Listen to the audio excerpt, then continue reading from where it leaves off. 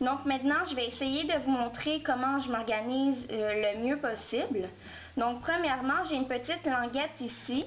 Puis ça, c'est de la marque Post-it. J'ai acheté ça soit au Dollarama, soit dans un Walmart. Puis on fait juste prendre une languette ici comme ça. Puis on la colle à la page qu'on veut. Donc moi, j'en ai collé une mauve. Comme ça fait que j'ai pas à chercher la page. Dès que j'ouvre mon agenda, je suis à la bonne page. Donc mon premier truc pour m'organiser, c'est le plus important selon moi et c'est le code de couleur. Donc comme vous voyez, moi j'utilise 3 couleurs. J'ai le bleu, j'ai le orange et j'ai le rose. Donc comme vous voyez, j'ai du orange ici, ici aussi et j'ai du bleu comme on en voit là, là, là et finalement le rose. Faites pas attention au mauve, ça je me suis simplement trompée puis je vais vous expliquer un peu pourquoi tantôt. Donc, le bleu, je l'utilise pour l'école. Donc, tout ce qui a rapport avec mes cours à l'université, que vous soyez aussi au secondaire ou peu importe, tout ce qui a rapport avec les cours, les examens à remettre, les travaux à faire, les rencontres en travail d'équipe, je mets ça en bleu. Donc, comme là, on peut voir que j'ai un cours ici, un autre là, mais j'ai fait un X parce qu'il est annulé, et un autre plus loin ici. Maintenant, le rose, c'est tout ce qui a rapport avec le travail et l'argent ou des contrats ou des choses comme ça. Donc moi, je suis travailleur autonome, donc j'ai beaucoup de contrats un peu partout. Comme vous voyez, ici par exemple, j'ai mis du rose parce que j'ai un tournage pour une vidéo de musique à faire. Donc j'ai écrit vidéo de musique ici. Je le surligne, j'écris aussi le salaire, des choses comme ça. Le rose, je l'utilise aussi pour tout ce qui a rapport avec mon blog, tout ce qui a rapport avec ma chaîne sur YouTube, etc. Donc, par exemple, ici, j'écris qu'il faut que j'aille publier une vidéo et publier sur mon blog. J'écris aussi le titre de la vidéo. Donc là, j'ai écrit que je voulais publier une vidéo sur l'organisation de mon agenda, ce que je suis en train de faire. Et j'ai écrit qu'il fallait que j'achète du duct tape parce que des fois j'ai des petites choses à acheter pour faire mes vidéos. Par exemple, le vendredi, je veux avoir publié une vidéo sur le tag tout sur mes cheveux. Il faut que j'aille scanner des photos. Donc j'écris ce que j'ai à faire pour mes vidéos, etc. La deuxième chose importante, selon moi, c'est d'écrire avec un crayon à l'encre et non un crayon à mine. Pourquoi? C'est simplement parce qu'un crayon à l'encre, ça fait beaucoup plus propre. C'est sûr que ça va être plus beau aussi, ça fait moins sale dans l'agenda. Tandis qu'un crayon à mine, on va l'effacer, là il va y avoir des traces, ça va vraiment être laid, croyez-moi, j'ai déjà essayé. Puis comme j'ai dit au début, plus l'agenda est beau, plus il est propre, plus ça nous donne envie de nous organiser, puis de s'y référer. Donc j'écris avec un crayon à l'encre.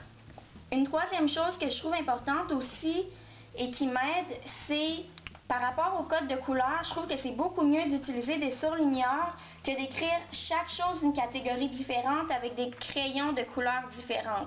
Il y a des gens ce qu'ils font, puis tu sais, c'est correct aussi, mais ils écrivent chaque chose de catégorie différente. Par exemple, l'école, on va dire YouTube, puis les autres choses, avec un crayon différent. Moi, je fais simplement tout l'écrire à l'encre et ensuite surligner quand je suis chez moi. Comme ça, j'ai pas besoin d'emmener 40 000 crayons dans ma sacoche ou dans mon sac d'école. J'ai juste à écrire avec ce crayon-là, puis quand je suis chez nous, je ferai le reste. Parce que des fois, on doit écrire des choses assez vite quand on n'est pas chez nous, quand on est dans le métro, quand on est au travail, chez d'autres personnes. Donc, c'est mieux de juste avoir ce crayon-là avec nous, puis faire le reste plus tard. Maintenant, vu que j'écris à l'encre dans mon agenda, je peux simplement prendre du liquide correcteur comme ça. Puis si je fais une erreur, je vais simplement en mettre un peu. Puis encore une fois, ça va passer ni vu ni connu. Puis ça va être beaucoup plus propre que d'effacer à la mienne, réécrire par-dessus, puis faire plein de barbouillage. L'autre chose que je fais, comme vous avez vu, j'ai un post-it ici. Donc j'ai plusieurs post-it comme ça, de différentes couleurs. Et puis je les utilise quand j'ai beaucoup d'informations à écrire par rapport, par exemple, ici j'ai un vidéoclip de musique ou quand j'ai un tournage. J'ai beaucoup de choses à amener, donc à la place d'écrire 40 000 choses dans l'agenda, je vais simplement prendre un petit post-it que je vais coller, puis je vais écrire ce dont j'ai besoin, comme les souliers que je dois amener, les vêtements, etc. Ou l'autre façon pour laquelle j'utilise le plus mes post-it, comme vous voyez ici, c'est pour le travail puis pour l'argent. Donc, vu que je l'ai dit tantôt, je suis travailleur autonome, j'ai des contrats à plusieurs places. Donc, à chaque début ou fin de mois, comme là, c'est le 2 septembre parce que l'agenda de l'école commence le 2 septembre, mais sinon, je le mettrais par exemple le 31 août. J'ai toutes les places, dans le fond, où j'ai fait des contrats que j'ai écrits ici avec l'argent qui doit me revenir. De cette façon-là, on peut mieux se rappeler de l'argent qu'on doit recevoir. Parce que c'est sûr que quand on travaille à plusieurs endroits, ou même si vous travaillez à un ou deux endroits, vous voulez être sûr d'avoir tout votre argent puis d'être bien payé. Donc j'utilise ça pour ça aussi, mais vous pouvez l'utiliser pour plein d'autres choses évidemment. À part ça, j'utilise aussi mon agenda pour d'autres choses évidemment. Donc on va juste tourner les pages un peu. Donc là, on voit qu'il y a d'autres rendez-vous, il y a l'école, il y a le travail. À part ça, il y a d'autres choses aussi. Par exemple, j'écris les anniversaires, donc la fête de ma mère, la fête de mon père, la fête de toutes les personnes que j'aime, évidemment, pour pas oublier, parce qu'il n'y a rien de plus plate quand on oublie l'anniversaire de quelqu'un qu'on aime. Et puis, comme vous voyez, encore une fois, là, j'écris d'autres choses qui n'ont pas rapport avec les choses que j'ai nommées au début.